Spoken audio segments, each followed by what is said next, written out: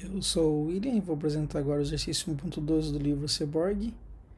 Nesse exercício a gente tem esse sistema de controle e automação, nessa imagem aqui. Nesse exercício ele pede para a gente identificar as variáveis manipuladas, controladas e de perturbação.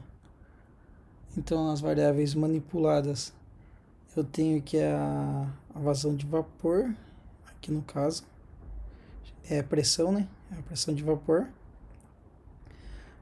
Como variável controlada, eu tenho a temperatura de saída, já que se trata de um tanque aquecido por vapor, no caso essa temperatura. E como variáveis de perturbação, eu tenho duas, que é a minha TI e a minha WM, que é a minha temperatura de entrada e a minha vazão de entrada. E logo em seguida ele nos pede para falar que distúrbios são medidos para o controle feed-forward, né? Aqui, como está escrito, é o controle feed-forward que faz a leitura das perturbações. E no caso são essas duas que eu já citei, a temperatura de entrada e a vazão de entrada.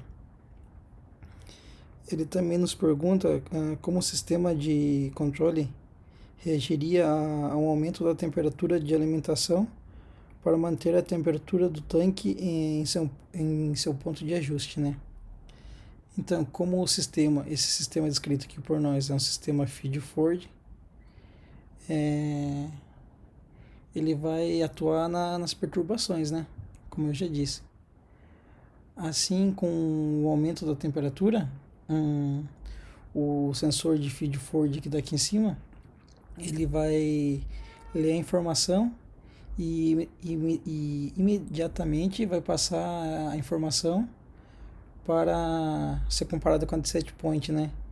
Não, então ele segue esse caminho, não necessariamente precisando de que ele compara com a de set point e segue esse caminho. Então, no caso do nosso líquido, não precisa entrar na planta e não precisa ser medida a temperatura de controle.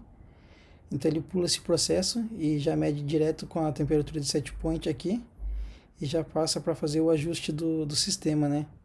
Como a nossa temperatura de água que entra no sistema está sendo elevada, para a gente manter a temperatura de set point, vai passar por esse processo que vai transformar aqui em um sinal pneumático e no nosso controlador, né? Aí vai controlar aqui pela válvula. E então, no caso, a válvula vai ser fechada um pouco para passar menos vapor e estabilizar com a temperatura desejada, que é de set point.